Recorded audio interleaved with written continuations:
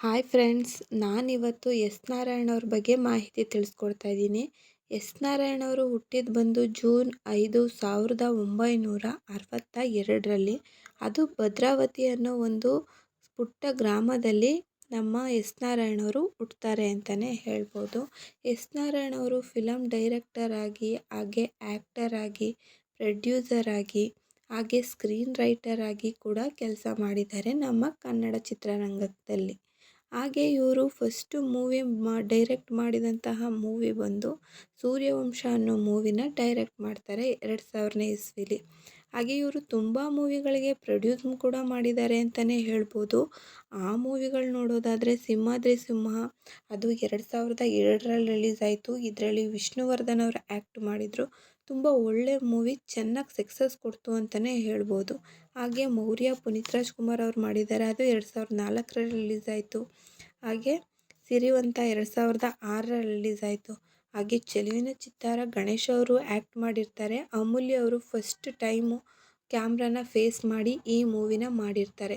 ತುಂಬ ಒಳ್ಳೆ ಮೂವಿ ಅಂತಲೇ ಹೇಳ್ಬೋದು. ಇದು ಕೂಡ ಒಳ್ಳೆ ಸಕ್ಸಸ್ನ ತಂದುಕೊಡ್ತು ನಮ್ಮ ಎಸ್ ನಾರಾಯಣ್ ಅವ್ರಿಗೆ.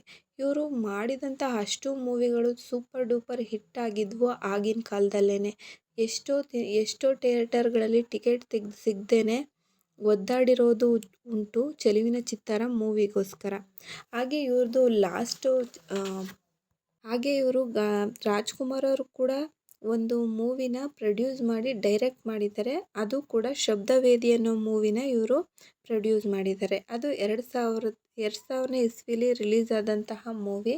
ಈ ಮೂವಿ ರಾಜ್ಕುಮಾರ್ ಅವರ ಪಾಲಿಗೆ ಕೊನೆಯ ಮೂವಿ ಆಗಿತ್ತು. ಆ ಮೂವಿನ ಡೈರೆಕ್ಟ್ ಮಾಡಿದ್ದು ಯಾರು ಅಂತ ಅಂದರೆ ನಮ್ಮ ಎಸ್ ನಾರಾಯಣ್ ಅವರು.